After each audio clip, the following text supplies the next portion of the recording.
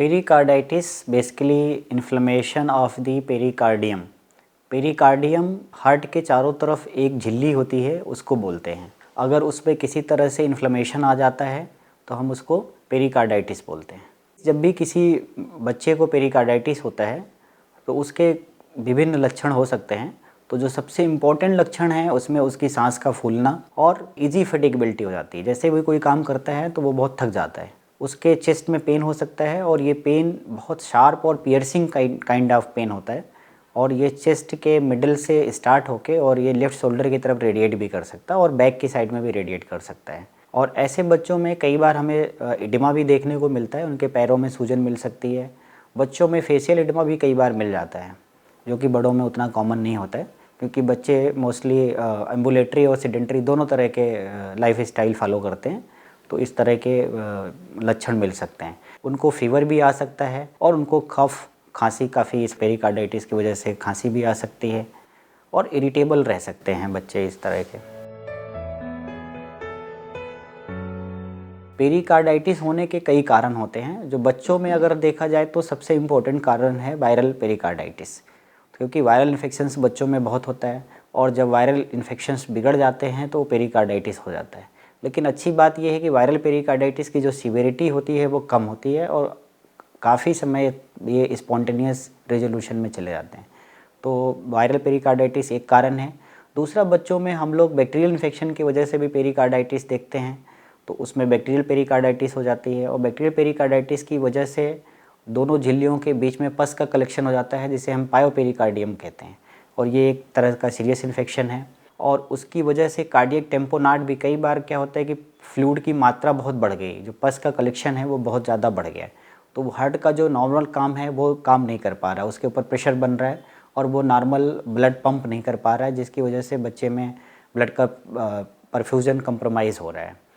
तो इस वजह से कार्डियक टेम्पोनाट कहते हैं और उसमें पेरिकार्डियोसेंटेसिस अर्जेंट बेसिस पे रिक्वायर्ड होती है। वो पेरिकार्डियोसेंटेसिस करके पस या फ्लूइड ड्रेन करना पड़ता है। दूसरे होते हैं बैक्टीरियल, फंगल भी हो सकते हैं और सबसे इम्पॉर्टेंट अपने कंट्री में माइकोबैक्टीरियम ट्यूबरक्लोसिस है।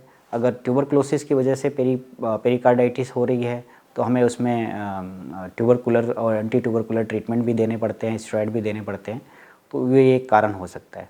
बच्चों में कावासाकी डिजीज़ एक काफ़ी कॉमन डिजीज़ है, ऑफन अंडर डायग्नोस रहती है। Kawasaki disease is also a very important cause of pericarditis in children, तो ये भी हमें अपने माइंड में रखना चाहिए।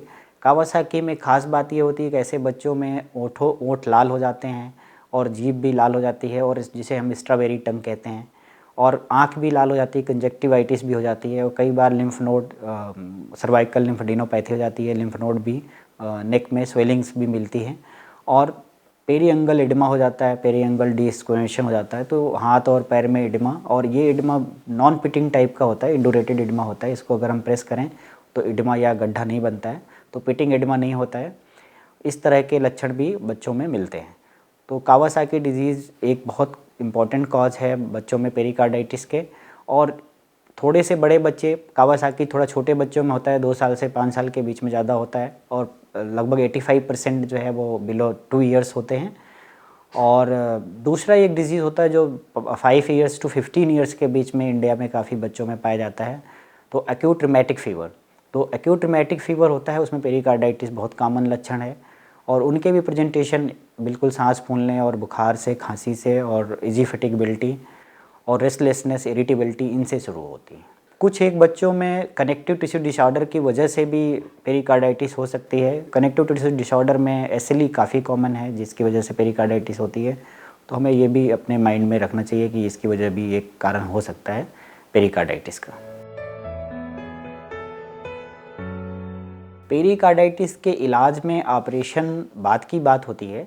ये डिपेंड करता है कि सीवियरिटी कितनी है और किस कारण से पेरिकार्डाइटिस हुई। जैसे अभी हमने पहले बताया कि वायरल पेरिकार्डाइटिस में सपोर्टिव केयर और डाययूरेटिक्स से काफ़ी हद तक बच्चे अपने आप ठीक हो जाते हैं, तो उसमें बहुत ज़्यादा कभी ज़रूरत नहीं पड़ती है। हाँ, पेरिकार्डियोसेंटेसिस की ज़रूरत पड़ जाती है कि बैक्टीरियल पेरिकार्डाइटिस है और कार्डियक टेम्पोनाड में बच्चा जा रहा है, तो वहाँ पे हमें पेरिकार्डियोसेंटेसिस करनी पड़ती है। ट्यूबरकुलर पेरिकार्डाइटिस में अगर कॉन्स्ट्रक्टिव पेरिकार्डाइटिस की तरफ बढ़ गया बच्चा, जब बहुत दिन तक पेरिकार्डाइटिस रह जाती है, क्योंकि एक्यूट फेज हम 3 महीने तक मानते हैं, एक्यूट पेरिकार्डाइटिस 3 महीने के अंदर अगर रिजोल्यूट हो जाती है तो एक्यूट पेरिकार्डाइटिस है, नहीं तो वो परसिस्टेंट या क्रोनिक पेरिकार्डाइटिस में जा सकता है। तो परसिस्टेंट और क्रोनिक पेरिकार्डाइटिस में कई बार कॉन्स्ट्रक्टिव पेरिकार्डाइटिस के लक्षण आने लगते हैं, तो उस समय पे सर्जरी की ज़रूरत पड़ती है, क्योंकि वो झिल्ली इतनी सख्त हो जाती है कि हार्ट अपना काम नहीं कर पाता है और हार्ट का पंपिंग, ब्लड का पंप करना मुश्किल हो जाता है, जिसकी वजह से बहुत सारे और लक्षण आने लगते हैं।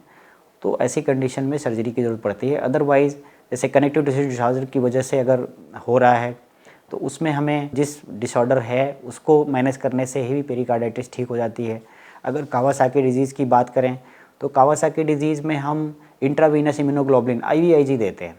तो अगर हमारी डायग्नोसिस कावासाकी डिजीज़ है तो there is dramatic response of the pericarditis. IVIG के बाद बच्चे बहुत तेज़ी से रिस्पॉन्ड करते हैं, बहुत जल्दी ठीक हो जाते हैं और उसमें मॉर्टेलिटी बहुत कम होती है। तो ये बहुत अच्छा ट्रीटमेंट है। तो ट्रीटमेंट बेसिकली डिपेंड करता है कि कॉज क्या है और उस कॉज को ट्रीट करना है, और हर कॉज के ट्रीटमेंट अलग अलग हैं। सर्जरी की जहाँ तक रही बात, तो सर्जरी जब कॉन्स्ट्रक्टिव पेरिकार्डाइटिस हो जाती है तभी करने की ज़रूरत पड़ती है, अदरवाइज सर्जरी की ज़रूरत नहीं पड़ती है। पेरिकार्डाइटिस का इलाज बेसिकली हमने बताया कि इसका मेडिकल मैनेजमेंट है और सर्जिकल मैनेजमेंट है। मेडिकल मैनेजमेंट में डिपेंड करता है कि कॉज क्या है। अगर वायरल पेरिकार्डाइटिस है तो वायरल पेरिकार्डाइटिस में सपोर्टिव केयर के अलावा ज़्यादा कुछ हमें परेशान होने की ज़रूरत नहीं पड़ती है। लेकिन अगर कावासाकी डिजीज़ की वजह से पेरिकार्डाइटिस हुई है तो हमें IVIG का ट्रीटमेंट देना पड़ता है, इंट्रावीनस इम्यूनोग्लोबुलिन इन्फ्यूजन चलाने पड़ते हैं।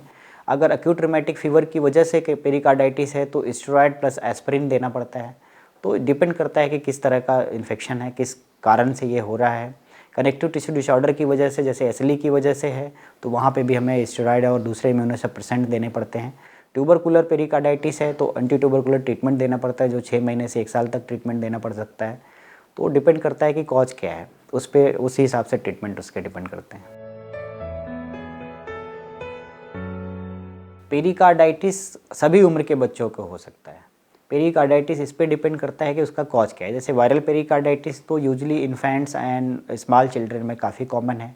कावासाकी डिजीज़ पहले भी बताया कि 85% जो है वो 2 साल से छोटे बच्चों में होता है, और एक्यूट रूमेटिक फीवर वाला कार्डाइटिस 5 ईयर्स से 15 ईयर्स में होता है, और इसलिए एडोलेसेंट एज में ज़्यादा होता है, स्पेशली गर्ल्स में ज़्यादा होता है।